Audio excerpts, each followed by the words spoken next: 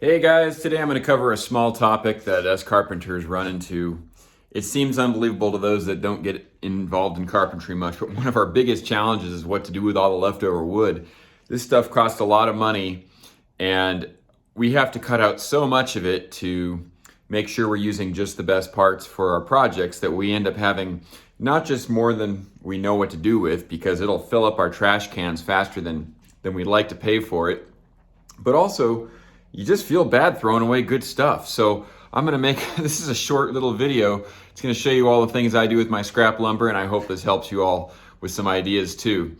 We'll start with the first thing here. This pile on the ground is there. Those are basically the cutoffs from the last project I did, all the pieces that had bad ends or knots or bows in them.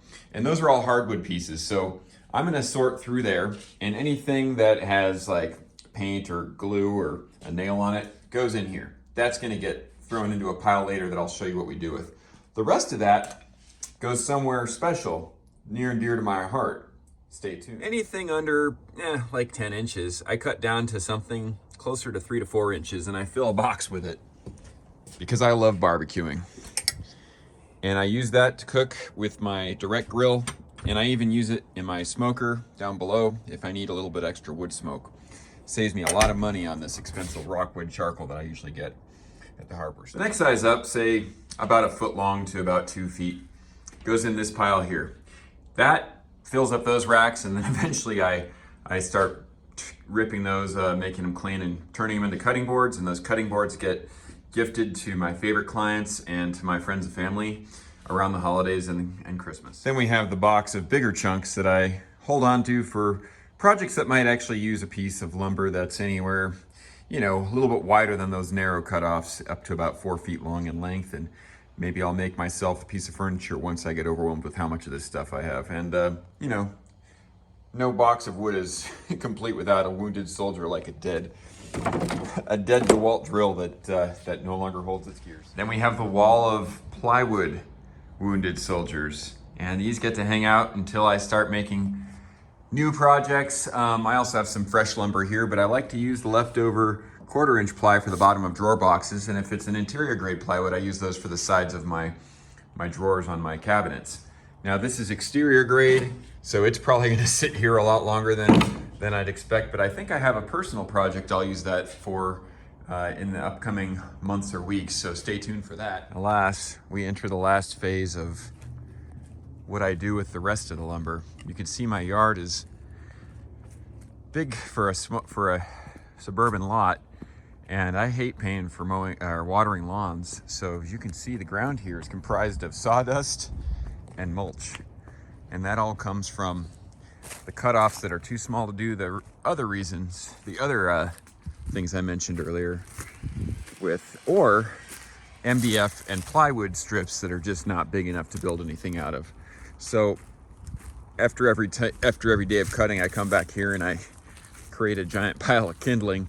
That always makes me worried that someone nearby is smoking. So I try not to let this get too big. I just had to sharpen my blades, but I have a big wood chipper here, and I chip tons of mulch. And this has made my yard super healthy. You can't tell right now because it's wintertime, but in the spring, this place is like booming with wildflowers. The gardens have all the moisture content they need. And I put the sawdust in here, and that helps get the right blend of compost balance. I have not emptied this thing for 2 years. That is all of the food waste our house has produced in the last 2 years. And when it is full, it's going in the gardens, and the gardens are gonna love it. And our trees here are always the greenest, bushiest trees in the neighborhood because they have all the extra moisture in the soil during the dry months, and all the bioavailable stuff in the soil that gets created by having a good mulch setup. And it's just an endless supply. Very important, almost forgot to mention this. This here is my trash bin for the shop. That's what I use for the shop. That right there is like a month's worth of trash. So yes, I'm saving a ton of money on disposal, but also, like, do we really need to have more crap in the landfills or blowing away in the wind? Very simple things, like wood is awesome, may as well use it. Save money, better for the environment, it's a win-win. If you're a carpenter like me and you're looking for ways to minimize your waste, not pay for dump runs, just go buy yourself one of those mulchers. It's one of the best things I've done for my business. It saved me so much time and money not going to the dump or paying for extra dump trash bins. And it's also saved me money because then I get to use that for my yard. And if you like that video, please like it below, subscribe, and stay tuned for more like it. Have a good day.